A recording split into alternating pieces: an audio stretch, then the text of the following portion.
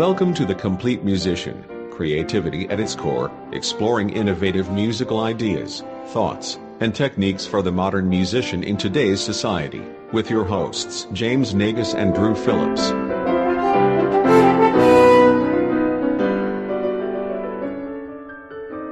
Hey everybody, and welcome to another episode of the Complete Musician Podcast. I'm Drew. And I'm James. And we are here to welcome you to another semester of the school year, which we're both starting very soon, or have already started. Woohoo! And we wanted to talk to all of the people that are going back to school who are maybe first-time students in higher education or returning students to higher education. And we each made some lists and some rules about what kind of things that we think would be really helpful to you. And I know some of my list, and I'm guessing some of yours also applies to our friends who are our colleagues. So not just students, but even teachers. There are lots of things that are good to kind of remember as the year gets going, before things get too crazy. The academic semesters kind of seem to spin out of control at some point when you start planning all the things that you have to do. I know. I was telling someone that the semester starts and I do planning and then I just survive until Christmas and I really don't think past that. Then it's just kind of rinse and repeat. I totally relate. That's almost exactly what I do. I'm way in the heavy planning stages right now since I haven't started school yet, but it's going to be good. Once it gets going, everything always tends to fall into place. So, right. Or at least we improvise until it works. We fake it until we make it. And by make it, we mean make it to Christmas. Right. Yeah. And survive. So I'll start talking about our little advice. Sure. Yeah, because we each have a little list, right? We wrote down 5 or 6 things. Yeah. And I don't know what you wrote. You don't know what I wrote. I'm guessing we'll idea. have some overlap. But if we do, then I guess that means that it's important. That means that good. we're reinforcing it. Yeah. So something that may be helpful for both of us. Okay. 1. I said be organized. That's a good one. Make shelving units and put your shoes in little cubbies. Is that what you mean? Visit IKEA and build everything. Yes. Is what Buy exactly a what I mean. krungle flungle dungle and build one of those. That's the official name for it. You're right. Yes. I said, and we've talked about being organized before on some of our other podcasts, which if you haven't listened to those, you definitely should. But I said for students specifically, especially the ones coming in who haven't been in collegiate life before, but definitely the returning ones, that they need to make sure that they have a schedule. Some of my students are really into having a physical, day planner that they put everything in. I was never that person, but I relied a lot on my phone and putting things in my phone. Events and assignments and things, but I urge whoever is, trying to get organized in college to keep something that can keep them accountable of all the things they have to do. So I tell students to schedule out all the things that I call non-negotiables, and that's the eating, the sleeping, the class. I make my students, and I urge them to, I would say make, but that sounds like I'm forcing them. I just hope they do. I urge them to make practice time a non-negotiable, and then all of their other required events a non-negotiable. Because if you go ahead and put, your practice time in, then it's treated just like another class. Something you got to do every day. And it makes you say, okay, I can't go over to my friend's place and watch a movie tonight because I haven't done my practice yet. But after that, I certainly can. It's just one of those things that you just put in your schedule and you do. I also urge my students to put in concerts, rehearsals, and performances into their calendar as soon as they get them. Because if you don't and you forget about something, that's the worst thing you can do as a musician is not show up. And that is not what we want for anyone. Definitely not our students, definitely not our colleagues, definitely not anyone, and for ourselves. So make sure you put that down somewhere that you can access it. And then were you spying on my seminar class today? Because that's like literally what we talked about. Yeah. Well, then again, I'm just reinforcing good ideas. There you go. I also, one of the things that I really found helpful, and I found that especially younger students find helpful, is to take assignment due dates and put them into their calendar, but put an alarm on their calendar, on their phone, or somewhere that reminds them, like, hey, you have a paper due in like a week, so if you haven't started on it, like, you're in trouble. Or like, hey, you have an assignment due tomorrow, have you done it yet? Time to do it right now. You don't want to end up like SpongeBob with the letter or the word "the" as the only thing you've done after hours of writing your paper because you're doing it at the last minute. Right, it was time for a snack. It was a very ornate E, you have to remember, though. Yes. He worked a long time on that one. I think the whole word "the" was very ornate. Yeah. Yes. Oh, yeah. Was that an episode where, like, the candle came alive and burned down his pineapple, too? I feel like that might have happened in that episode. I'm not sure. I think that was the one with boating school. He had to write a paper. What I learned in boating school is... What I learned in boating school is... Yes, that was it. Anyway, so students, be organized. Don't be SpongeBob. Be organized. Yeah. 2. Well, I'm going to rearrange all of mine into basically echoing yours, I'm guessing. Because one of mine was get into a routine/schedule. Perfect. So I will agree with what you said. I'll say, in terms of writing things down, I typically am a phone person. I'll put my schedule on my phone. But one thing I've found is that sometimes the calendars don't always push to each other. So I'll put something in my calendar on my computer, and then it won't push to my phone. And then, so it might not be a bad idea to have a hard copy somewhere as well. That's a good point. Just to physically write things in to double check, because as great as technology is, you can't always count on it. True. And redundancies are always a good thing. So, yeah, that can be good. Setting alarms, setting reminders, to err on the side of too much information. So you can be good. In terms of other just routine schedule stuff, in addition to setting aside time for practice, which is a very good idea, it's just really healthy to get into a routine of even just like sleep. Like, when am I going to go to bed? When am I going to get up? When am I going to go to the gym? Make sure, like you said, that you schedule time to eat. That's something that I have neglected to do in the past, and it never turns out well. So I made sure this semester to block off lunch period / just mental break, email, catch up, all of that kind of stuff. Because if you don't give yourself time, how many times have emails also come in at like 9 a.m. and then you're teaching lessons for 5 hours, and then by that time 75 more emails have come in. It's like, well, that one email's gone. So building in periods of downtime is also important in your schedule as well. But otherwise, I'll just echo what you said, and I think that we can go on to your next bullet point. 3. This is a music-specific one, but I said for the music students, to listen to a lot of music and explore what your school has to offer. I said that, I usually tell my students that, as you're a music student, you want to make sure that you know the capabilities, not only technically, but musically, of what your instrument has out there for it. Many of our instruments have a long history, and sure, we can play just the things that we play in wind band or whatever, but we also play older things like an orchestra, and they have a history all their own, and there were pieces written for things back then. And if you're not familiar with those, then I think you're really doing yourself a disservice by not knowing about everything that your instrument is capable of and what other instruments are capable of.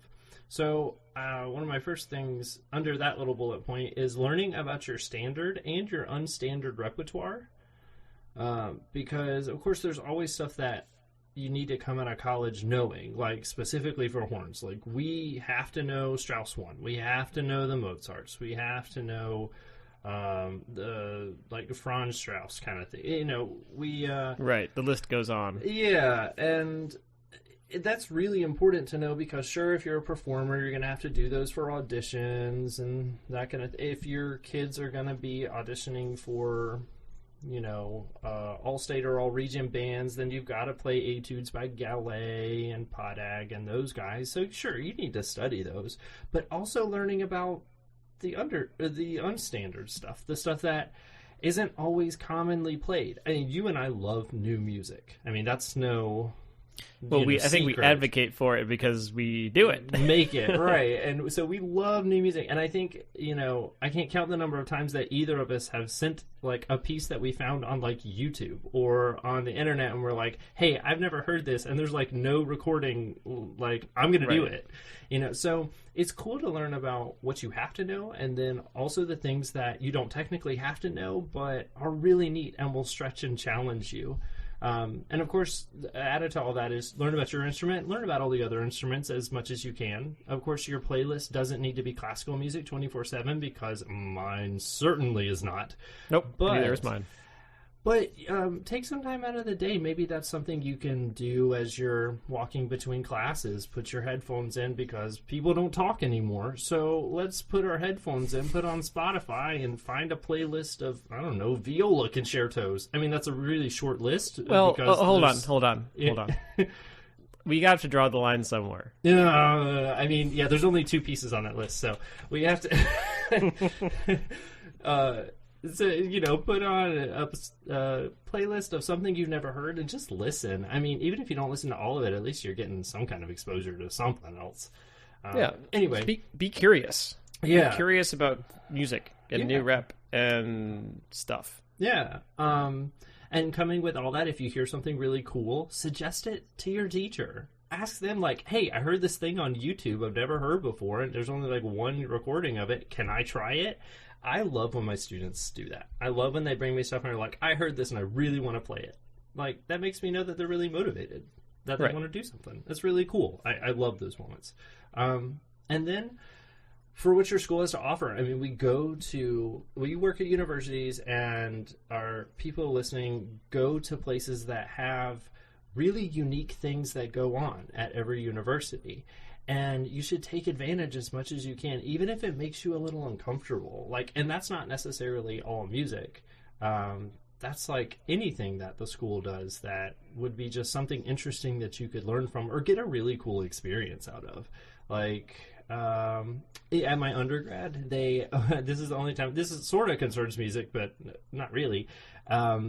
There was a swing dancing party that happened every semester, and I went, and you like kind of learned how to swing dance. I mean, it was terrible. Nice. It was a bunch of people like falling all over each other, but it was outside. It was like had like a live band, had like sort of instructors. It was really cool. We always went because we had a good time, and none of us were good at it, but it was something that our school offered that I'm sure other places do, but we just thought was something new. We had a good time doing it. So take advantage of your school because they certainly offer some unique experiences that you may not get when you leave. Well, and I know for a lot of schools, the arts campuses tends to be isolated, and we tend to go to and from dorm to campus to music building back and forth, and that's it. I mean, I'm guilty of that right now. I mean, I'll go drive into work, and then like there's a whole other campus with really interesting things that I've only ventured into a few times, and I should more because, it's there. 4. Well, my next point, again, kind of going off of what you said, because I have a feeling this is going to be a common theme. And actually, several of these points, quite frankly, I am lifting from in our seminar class today. We had 3 of our second-year students, Caitlin, Wesley, and Laura Ann, come up and talk about some of these type of tips thing. And they very eloquently said several things, and I'm stealing several of them. So they just got a shout out on the podcast. They should feel so honored. If they're listening, then let me know, and I will give you an extra cookie.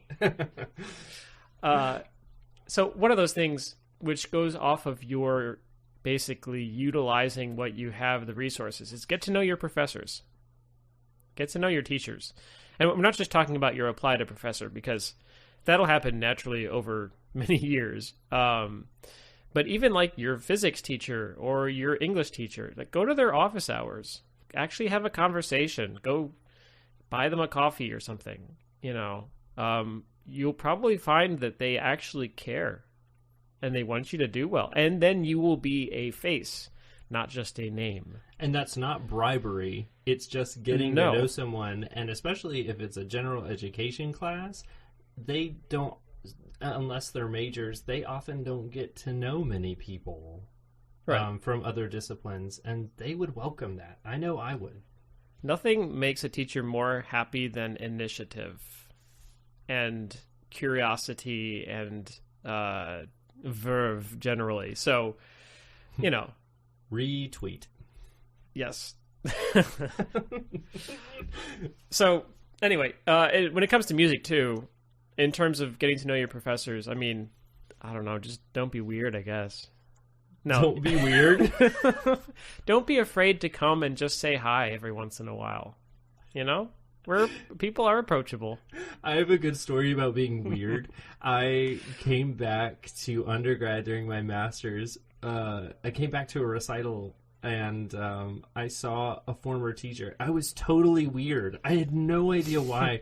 But I saw a we've all been there. Oh, no, this was awful. He said to me, like, Drew, it's good to see you. And I said, it's good to see you too. You're looking healthy.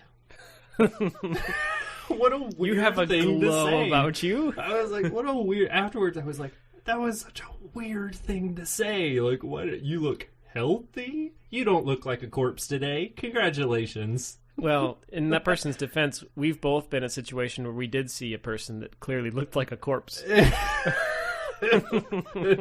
We've sat in rehearsal with them. Oh, yes. Okay. That's a story you'll have to come out with us and hear. It's a fantastique story. That's it's so fantastic. Yes. 5. Well, actually, my next point goes right off of yours. Ooh. And so, not only get to know your private teacher, but listen to your private teacher. And that sounds silly. Wait, what? Yeah. Because my students, they are wonderful. They respect me. They're great. We have a great working relationship. And a lot of times when I suggest things, they're all gung-ho and everything. I'm not always convinced that my students 100% do everything I'm saying all the time, which... Wait. Am I bursting your bubble? I'm so sorry. But if your private teacher tells you to do something, really listen to it and consider it, because it's for your own good. And even if it requires some sacrifice, really, we're just looking out for your best interests. We would not suggest to you something that would absolutely ruin your life. It's just for your future and the betterment of you and your career. If we say, really not picking up the slack in your lessons lately, quality's kind of gone down, I really need you to put in more practice time in the practice room, or I need you to spend a lot more time on this particular skill. Yeah, it may be boring, but I need you to do it because it's got to get better. You're not spending enough time here. We're not coming down on you because we don't like you, or we're not wanting you to sit in a room and do boring activities, because when is music boring? Right. We really just want you to be the best you can be. So if they're suggesting something, it's because they know that it's going to work and change you in some way, and you're going to learn from it. So listen to them. And then try the things. Be able to take criticism and then have a sense of, I don't know if humility is the right word, but... Be open. Yes. Yeah. Yes. Yeah.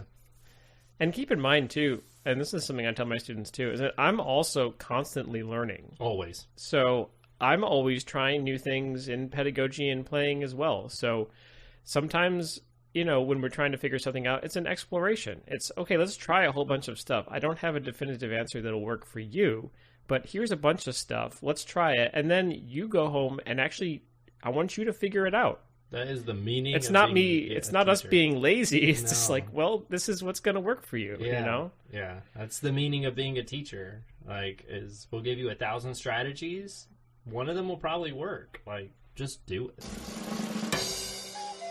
6, I'm not sure that I actually have one that goes off of that we can link these together.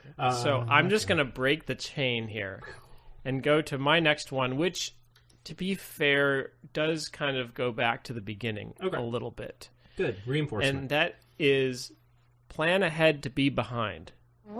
That is a very confusing sort of statement unless you explain it. I will try. I will also swat at a moth that just flew right in front of my face. It did. I said. It is gone now. Good. What I mean by that is, like you were mentioning with setting reminders for assignments and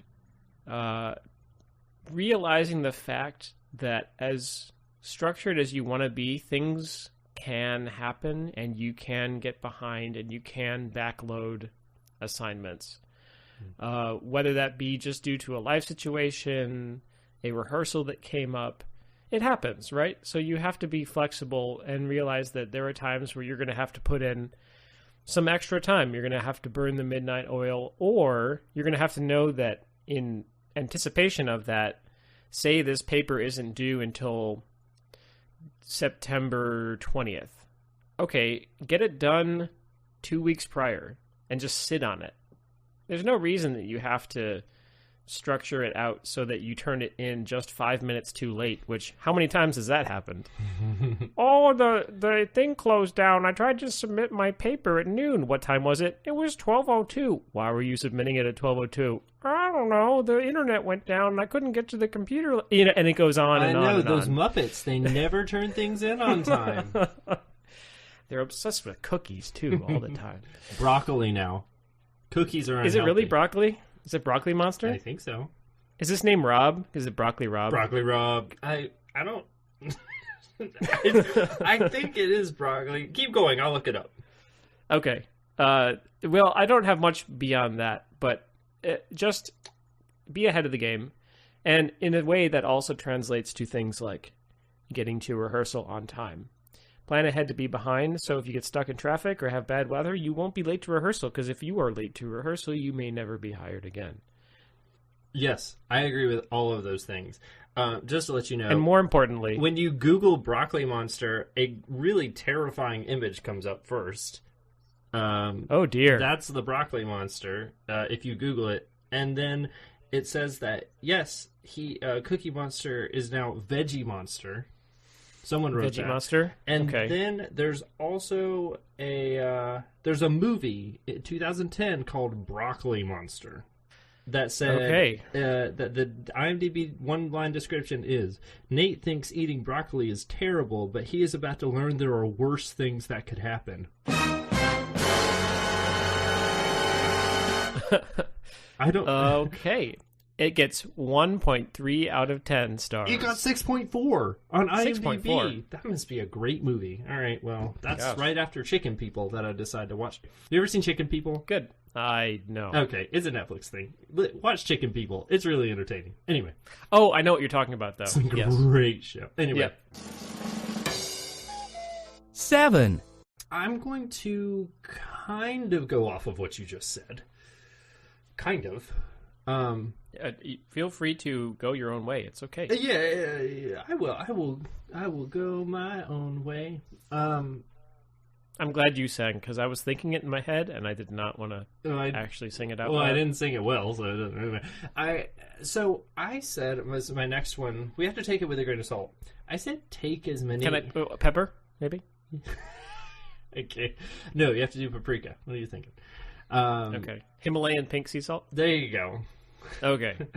I said take as many opportunities as you can. Interesting. Okay, so go on. You definitely have to do everything you were just saying about making sure that you're organized, and because certainly you're going to get behind in some things. But one of the things that I notice is there are definitely the students that they do take every opportunity, and yes, no is a thing that they don't say often. Yes, we know that. But then there are the others that don't do that for, I hate to say it, but for like lazy reasons. Sure. Right? Yeah. So in my point in saying this, of course, there are always exceptions. And like you said, you have to take care of yourself. Because if you're not getting your eating, sleeping, class kind of thing routine in, then there's no point in going to college because you're going to die, and then you won't get your degree and all that kind of stuff in that order. So, but I said, at least when it comes to opportunities, it may be really tiring, but just realize like you learn a lot more from the experiences that you take than the ones that you don't. So always remembering that when you're considering and like weighing out whether or not you should participate in something, like how much time is this going to take, and whether the pros of doing it outweigh the cons, right? Like, is that a pun? Like a con? Like a horn? Like a horn. I wasn't thinking of it, but I constantly don't have horn on the brain, so sorry. If it's like an activity, like someone asks you to be in a chamber ensemble or something, and if you talk to them and you realize that the pros of playing chamber music, sure, we can list those all day. The con may be something like, yeah, you have more music to practice, which is not at all a bad thing, at all. Learning new repertoire is not all a bad thing, but maybe a con is you get back to your room or you get back to your domicile like 30 minutes to an hour later. If that throws off 100% your entire sleeping, eating, class schedule, ruins your life, makes you a zombie, you get mono and you sleep for 3 years, like, then okay, maybe you shouldn't do that. But if it's just going to put off the time that you'd spend playing your Xbox, okay, play in the group. Also, there's no way to know that would happen unless you actually try it. All right. So I tell students to say no if your schedule will be completely ruined and it doesn't allow things. But don't say no simply because you want more time to Netflix and chill. Like, right. Don't say no for lazy reasons. Say no because you cannot possibly accept one more thing without absolutely going off the deep end. Like, take as many experiences as you possibly can, because in the end, I've never had a student who has, even the ones who overload themselves, like, and say yes to everything, I've never had them say, like, I regret that experience. Yeah, you may be tired. Yeah, you may, like, be exhausted, but I've never had a student say, oh, I really regret playing in that, brass quintet because it was horrible. I hated the people and it took away all the time I had for homework, and I suddenly got a C in a class because I didn't do. They never do that. It never happens. I'm sure there is a student that it happened to. I haven't met them yet. Mm-hmm. Sometimes there can be personnel issues. That's the one thing I've encountered of a group dynamic. But yeah, saying yes to things opens doors. Saying no to things leaves them shut. I mean, it's really that simple. Yep. And if you say yes to things initially, then when the time is right, you can learn how to say no, which is a very hard thing to do, actually, once you get into the practice of saying yes to everything. Yeah. It's the people that say yes to everything, I've learned, that are constantly called to do stuff. And the people who are always consistently saying no are the people who get forgotten. Yeah. And it's not that you're being a yes man, which is, I think, often has a negative connotation, right. But it's just you're being, just willing to do stuff. Because this is the time, as a student, this is the time to do everything, to do all that stuff. Because you won't get those You won't have another time like it. Right. 8. So my next thing is a general thing. General thing? Salute. Don't be afraid to have fun. It's college. You're supposed to work. You're supposed to get good grades. But you gotta live. You gotta be happy. Because if you're not happy, then it's not worth it. So, in all of the context of what we've been talking about, plan out times just to have fun. Plan out times to go to, hang out with your friends. if you're really tired, but someone asks, hey, we're all going down to, make bean burritos at the quad, and you're like, I'm tired, but I don't know, just go do it. just do it. Why not? Yeah. I think right. the hardest part of that is, I remember in school, there were times that I scheduled in fun, or I had to do certain things before the fun happened. Like, there were certainly times that I missed out on going out to eat with my friends because I hadn't done, like, my evening practice or something. I remember that. Right. Because FOMO is a real thing. Like, that fear of missing out, that really sucks. Mm-hmm. But you're right. If you schedule yourself... And of course, those times that I missed out were 100% my fault. It's because I didn't do what I needed to do earlier in the day. But I still got plenty of time to hang out with my friends. I just had to make sure that I was responsible and that I got everything done I needed to. But you can totally still have a great time and get all your stuff done. And you should, because you're right. It's not worth being miserable in the, like... They say your college is definitely the best time of your life, and it really is. It's such a great time. There are certain elements of it that you cannot recreate anywhere else. I've heard that too, and I'll say that I don't necessarily agree, but there's a certain social aspect of college that you really can't match. That's what it is. That's what it is. Yeah. And so, I mean, sometimes you just got to treat yourself. Treat yourself. That's right. Hey, we're Parks and Rec fans over here. Yeah, like just, go get a Froyo and people watch or something like that. Oh, that was so much fun. We did that in grad school. Yeah. Well, there would be all kinds of characters out on Friday nights walking around the Iowa mall, City, that's for or the sure. Ped Mall. Wow. Yes. There are some characters. Yes. Yeah, and you know what? With having fun, you don't have to spend money to have fun. Like no. James just said, people watching. I just remember the evenings that, like you said, we would just take a walk and just observe people. It was totally entertaining. Right. Or, you can just go to a park and toss a Frisbee around, or go do what I do, go volunteer and pet puppies. It's like there's things to do that you can do. Play video games. Like, we love doing that. Yeah, exactly. Watch TV. It's okay to treat yourself to do that stuff. Yeah. As long as you're, like you said, it fits into the responsibility of what you have to do, your obligations as a student. Or in our case, if we're kind of also talking to our professor and other friend listeners, I mean, it all applies in the same circumstances. Yeah. So take time for yourself. Like we were just saying, do all the activities. Watch a new TV show. Just make sure you're relaxed. Or just watch The Office for the 8th time. Before it goes away, my wife and I just started watching Dynasty from the 80s. Oh, okay. I'm glad that it wasn't Duck Dynasty. I would have had to. No. Really Dynasty. Man, the guy who did all the music was the guy who did the Rocky movies. Oh, nice. That music is epic. It is super epic. Like, as I was It was Conti, right? Yeah. Yeah, it's so good. Anyway, so if you never watched Dynasty, we're 2 episodes in. It's fantastic. It's in the 80s. It's dramatic. It's awesome. 9. Okay, here's my next one, which kind of goes along with your happiness thing. I said to remember, this is more overreaching. I said to remember to reflect on yourself often and realize how far you've come. That's a good one. Typically, we only look... I'm way guilty of this.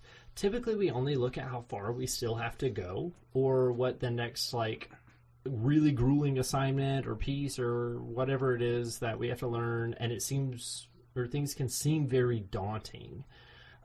But don't forget to look back and look at your improvement and your progress. It really keeps you motivated, and it reminds you that your journey is really all about you doing the best that you can do. I think as teachers, especially with our applied students, we see improvement in leaps and bounds. Like, I say this to my students, and I definitely try to recognize things when they come in and they play, especially a skill or a concept.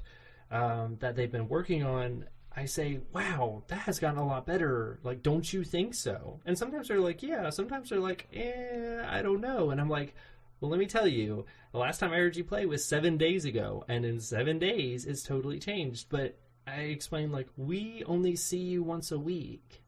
So what we see, again, is like leaps and bounds. What you see, because you live with yourself every single day and wake up with yourself and know what you're capable of, the progress seems really devastatingly slow at times. But remember, your teacher is really proud of you. If they, recognize something or see your improvement and tell you about it, it's really because you're improving. And you also need to make sure to look back frequently. I say frequently, and see, maybe a month or two ago, like, even if it's just this particular piece was really, really hard, and now maybe it's still hard, but it's not as hard. It's because you've learned something. You've learned something. You've gotten better. So again, just remember that everything is about this musical journey, and that you're constantly progressing, even though sometimes it's really hard to see that. So look ahead to see how far you have to go, certainly to keep your goals and objectives in mind, but also look back and see where you've come from. And it's difficult to compare in relation to what you've done, but something that's really easy but unfortunately quite destructive is to compare yourself to others. True. Today in the seminar, one of my students dropped this really poignant quote, which was from Teddy Roosevelt, which is, "Comparison is the thief of joy." It's basically that, if you compare your work, your life, which is the whole problem with Facebook and social media, it's always just comparing against, well, in this case, perfectly manicured parts of other people's lives. Because no one ever posts on Facebook like, yeah, I fell out of my bed and hit my head and now I have indigestion. Like, no one ever posts the bad things. Well, maybe your friends don't. Some of my friends do. I'm just kidding. You're right. No one really does that. It's always the victories. It's always the good stuff. Yeah, but like you're saying, in your playing, like, say you're working on your articulation and it's made improvement, but you're like, oh, but it's still not good as Billy's articulate. No one cares. You're getting better.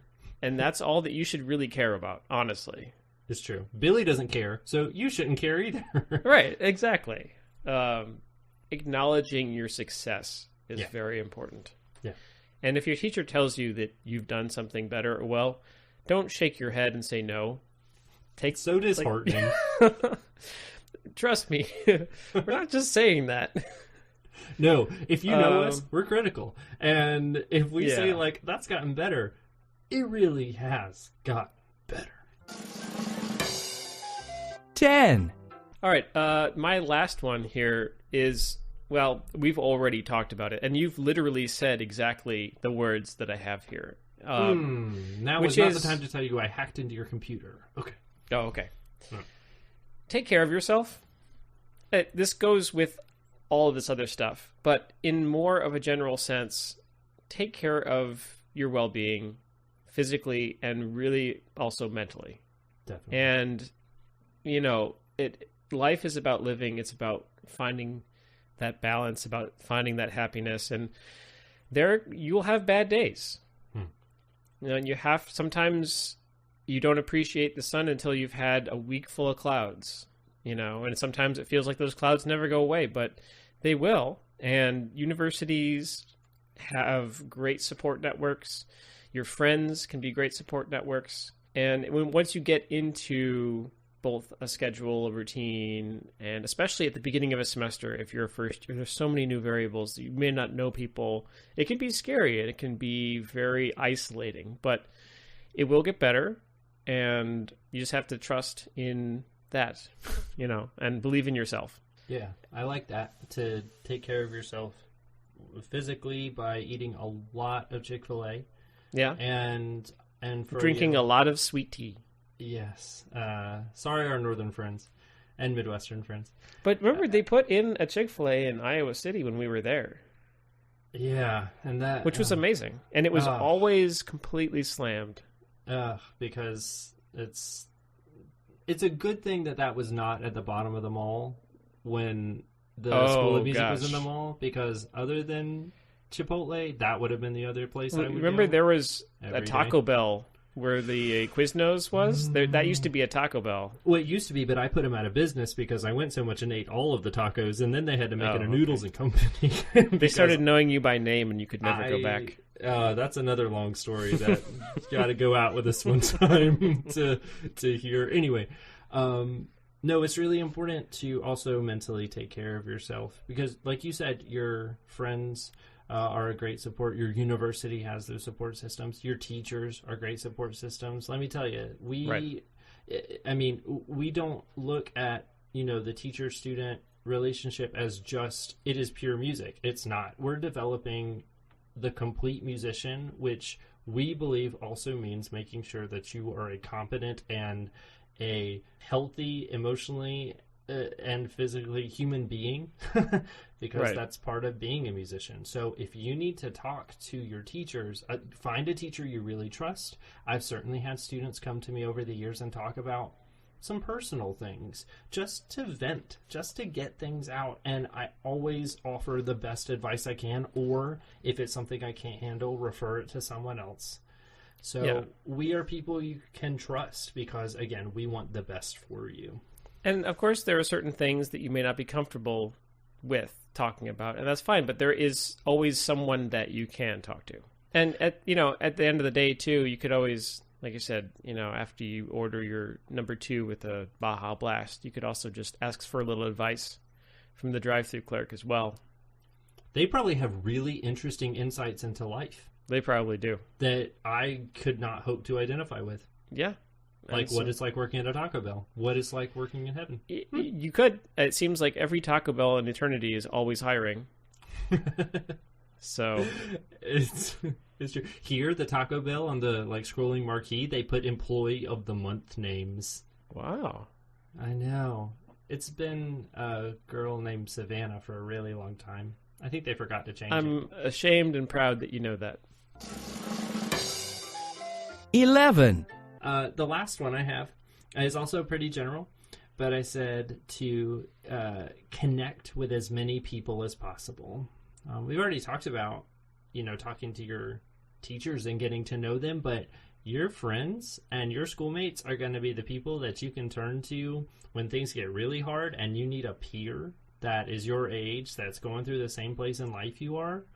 And when you have questions, especially people who are not the same as you, your best friends may be in your studio or your really close friends, but going outside of those studios, man, you'll find other people who think about things really differently than you do. And all of these experiences make you a more complete person. The more that you learn from others is the more well-rounded you'll be. So connect with as many people, form bonds with people, and make music or have experiences with everyone that you can, because you'll never know when a colleague from school that you play with or you met or had some kind of mutual thing with will just come around and give you opportunities later in life. I'm just going to say it's going to happen. It's not an if, it's a when. Here's a really specific example. Not to toot my own, trumpet Con 8D, but I just have a series of articles that I'm writing for this French music educators magazine. And I was contacted because a guy that was a graduate student when I was an undergrad remembered that I played horn, and I guess he thought I played it pretty well, or he just remembered that I'm generally a nice guy, probably the nice guy part. And he, told these editors of this magazine to contact me. And he went to school with a bunch of other people and knew a bunch of other people. So when he emailed me and said, "Hey, I suggested you for this," I was really not shocked, but I was like, wow, we were friends. We were, but I wouldn't say we were the best friends, because I was an undergrad, he was a grad student. So it was like, sure, your acquaintances. Yeah, definitely. And we definitely played together and, all these kind of things and respect each other and definitely talked and were really friendly. But that was surprising. I was just surprised that, and it's, I was really grateful that he remembered me, but that can happen. I've done the same thing for people I've been to school with, is I've contacted them and said, hey, there's this gig that I remember you were a trumpet player from undergrad and you did really well. Hey, do you want this gig? And it's not like hadn't talked in several months or even years, and it just happens. You remember those people that you have connections with and, make memories with and have experiences. And like you said, James, it will come. Like, it's not this may happen. No. People will remember you. And hopefully they remember you positively because you followed my number one rule of all time, which is don't be a jerk. Don't be a jerk. A good person. That is like our main thing. Don't be a jerk. Be a good person. It's that simple. Well, I think that's a good thing to end on. Don't be a jerk. That's a lot of good advice, and thank you for listening. And if you have any tips of your own, we would love to hear from you. Advice or things that have helped you, or even for those who are experienced looking back on other semester openings, or like when you were a freshman or first year starting somewhere, anywhere, undergrad, grad, new job. What's something that you wish you would have known? Let us know. Get in contact with us. We'd love to hear from you. Any of your ideas, thoughts, comments, whatever. Go and subscribe to us on iTunes. The academic year is starting, and so we've got a lot of content that we're going to put out. And some of it's really horn and music related, and some of it's not. And that's because we like to have fun too. Yes. At the very least, you can look forward to our Christmas specials. Because they're pretty good if you haven't, heard our latest Christmas album, because we released an album. It's number one on the Billboard charts, but don't check that fact. Yep. So get in contact with us. Subscribe to us on iTunes. Leave us a rating, a review, so that we know you're listening. Follow us on Facebook, and we have our website. We're the Cor Moto Horn Duo, so go find our website at cormotohorn.com. We also have, we have an email. Yeah, we do. It's cormotohorn@gmail.com. So if you're in school still and you have questions or anything, please reach out. We'd love to talk to you. If you're our colleagues listening to this, we would love to come and work with your students or talk to you or anything. We're always looking for fun places to play and do cool stuff. And we also creative thing. We also just love to know that you're listening as well, and that you enjoy what we do, because we have fun. And if you get something out of it too, then that's awesome. Cool. So thanks everyone for listening. We'll be back soon with more content, and we hope you have a great start and have a wonderful academic year.